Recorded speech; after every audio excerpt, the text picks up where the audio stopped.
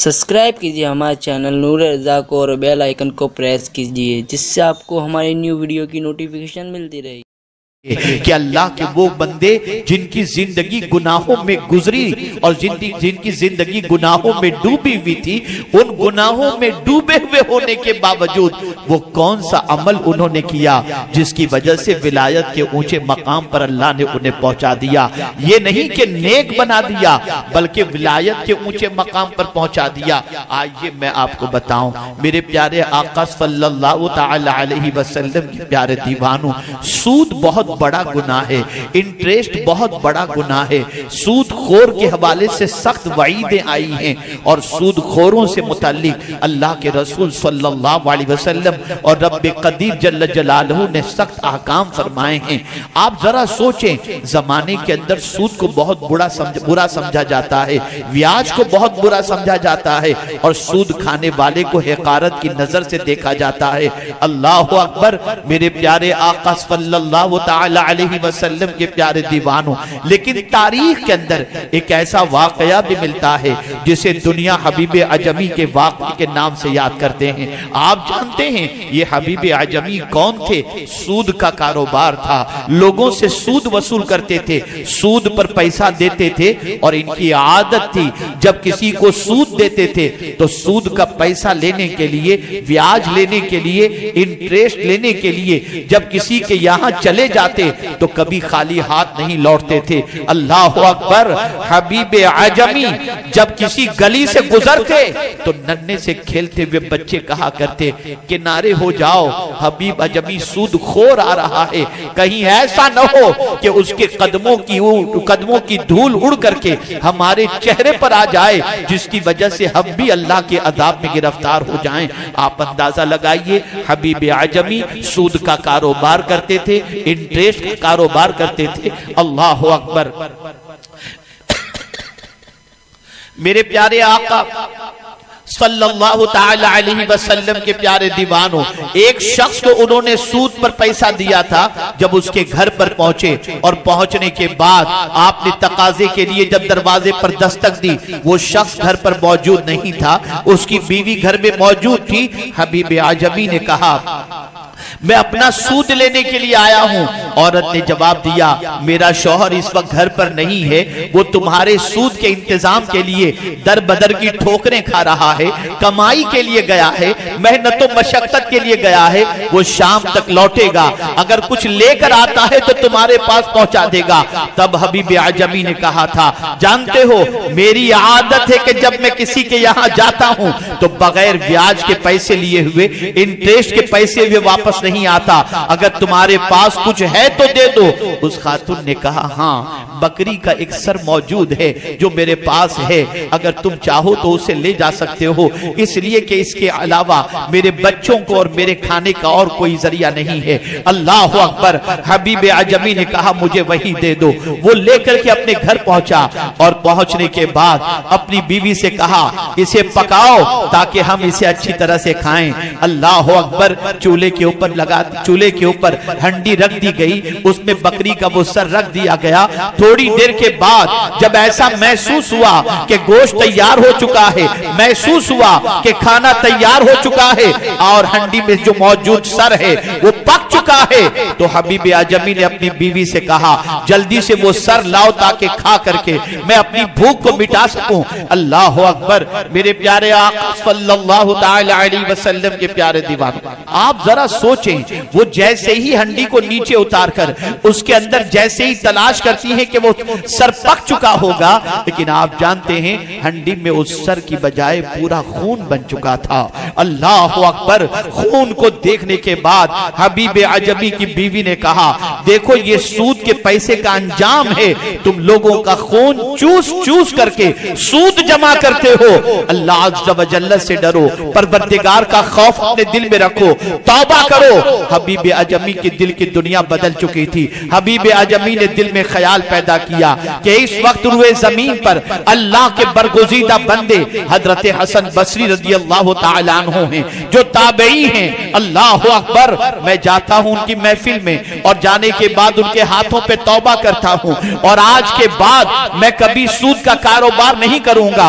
जिनका पैसा आज तक मैंने लिया है उसे मैं लौटा दूंगा और अगर याद नहीं है तो अल्लाह की बारगाह में तौबा इस्तिग़फ़ार कर लूंगा।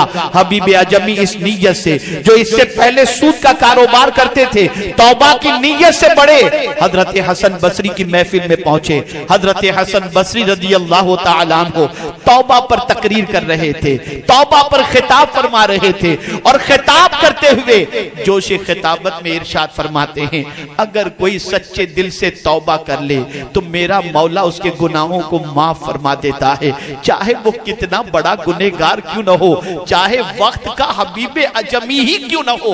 अल्लाह अगर सच्चे दिल से वो तौबा कर ले तो उसके गुनाहों को माफ फरमा देता है। हबीब अजमी उस महफिल में मौजूद थे, खड़े हो गए, कहा हुजूर आपने क्या फरमाया, दोबारा फरमा दें। हजरत हसन बसरी ने फरमाया, अगर कोई सच्चे दिल से तौबा कर ले मौला उसकी खताओं को माफ फरमा देता है, चाहे वो वक्त का हबीब आजमी ही क्यों न हो। उसने फिर कहा, हुजूर एक बार और फरमा दीजिए। हजरत हसन बसरी को मालूम नहीं था कि यही हबीब आजमी हैं। अल्लाह अकबर।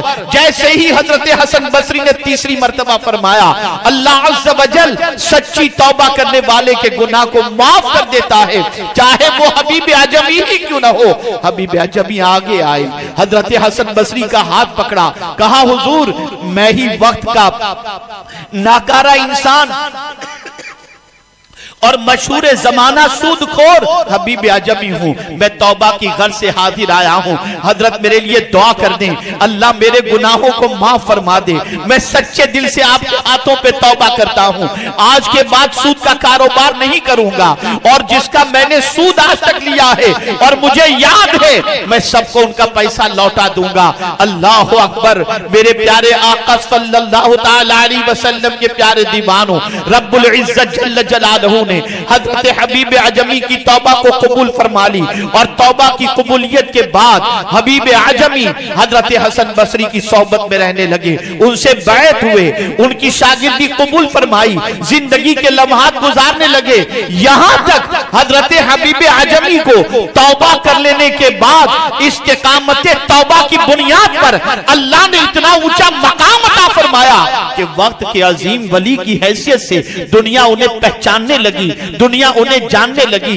यहां तक कि मेरे प्यारे आका सल्लल्लाहु अलैहि वसल्लम के प्यारे दीवानों, चूंकि हजरत हबीब आजमी की जबान आजमी होने की वजह से मखारिज अरबियों की तरफ पुख्ता नहीं थे, इसलिए हजरत हसन बसरी रज़ी अल्लाह तआला अन्हु एक मर्तबा नमाज पढ़ने के लिए जब पहुंचे तो इत्तफाक से मगरिब की नमाज का वक्त हो चुका था और मुसल्ले इमामत पर हजरत हबीब आजमी मौजूद थे और नमाज पढ़ा रहे थे। हजरत हसन बसरी के दिल में ख्याल पैदा हुआ, ये आजमी है, इसकी जबान के अंदर प्रोनाउंस के सिलसिले में, मखारिज के सिलसिले में अरबियों वाला लबो लहजा नहीं है और फिर सूद से इन्होंने तौबा की है। अल्लाह अकबर। दिल में थोड़ा सा ख्याल आया, अल्लाह अल्लाह मैं इनके पीछे नमाज पढ़ूं या न पढ़ूं, इस तजस्सुस में थे। बहरहाल नमाज मुकम्मल हुई। नमाज के बाद हजरत हसन बसरी रज़ी अल्लाह तआला अन्हु, रात होती है, बिस्तर पर महवे ख्वाब होते हैं, ख्वाब के अंदर जलवे इलाही नजर आया। अल्लाह की बारगाह में अर्ज करते हैं, ए मेरे करीम मैं तेरी रजा चाहता हूँ, जरा मुझे कोई ऐसा अमल बता दे जिसके करने के बाद तेरी रजा मुझे हासिल हो जाए। मेरे करीम ने फरमाया, ए हसन मैंने तुझे आज मगरिब की नमाज का वक्त अता किया था, अगर तू हबीब अजमी के पीछे नमाज अता कर लेता मेरी रजा की दौलत तुझे मयसर आ जाती। आप अंदाजा लगाएं, सूद के कारोबार में जिंदगी गुजारने वाला अगर सच्चे दिल से तौबा कर ले तो मौला अपनी शान के मुताबिक अपने कुर्ब की दौलत अता फरमा देता है। तो जहां नमाज के जरिए विलायत मिलती है वहां तौबा के जरिए भी अल्लाह विलायत का मकाम अता फरमाता है। आज गुनाहों में डूबे हुए नौजवान ये सोचते हैं कि हम गुनाहों में जिंदगी गुजार रहे हैं, अगर हम संवर भी गए तो दुनिया कबूल करेगी या नहीं करेगी। मैं कहता हूं मेरे रब की रहमत बहुत वसी है, वो तुम्हारे इस्तकबाल के लिए तैयार है।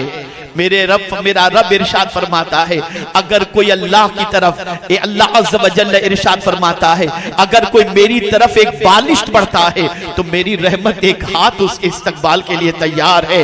गुनाहों के दलदल में फंसे हुए नौजवान मुसलमानों, सिर्फ ये न समझो कि सोसाइटी कबूल नहीं करेगी अगर हम संवर गए तो।